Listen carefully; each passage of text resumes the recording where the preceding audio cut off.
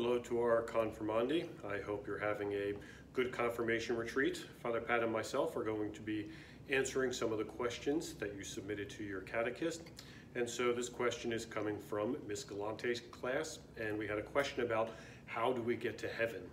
And so you'll notice I'm standing by this image, and the reason I'm standing by this image for this question is we see the cross with the white drapings over it, which shows that Jesus is no longer on the cross. And then we have this image of the cross in heaven. And so we're going to talk about what do we need in order to get to heaven. In order for us to get to heaven, it means we have to be perfectly united to Christ. It means that we can have nothing, no attachment to sin.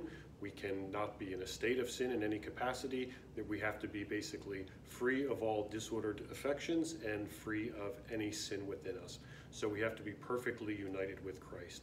That's why after we die, we do have this state where we can go after we die, which is called purgatory, and that would be that final purification before we can actually enter into heaven.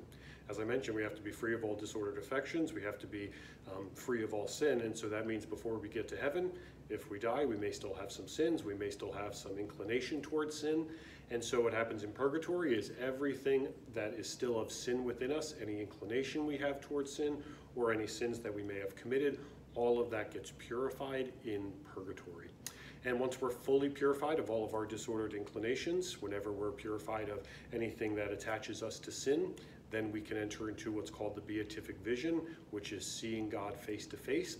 And we believe that when we get to heaven, our eternity, if we're deemed in a state of grace, then our eternity is spent seeing God face to face.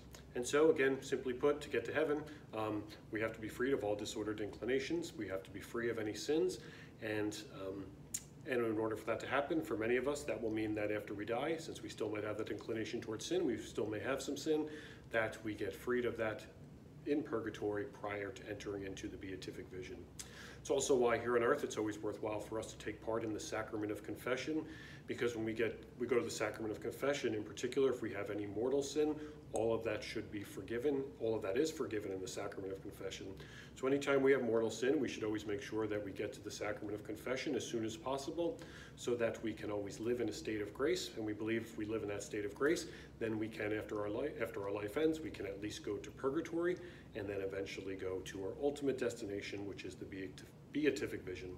So just some simple things on how to get to heaven, even though it takes a lifelong journey living here on earth, following the life of Christ to the best of our ability, and striving towards that ultimate goal of victory, which is life forever with Christ in heaven.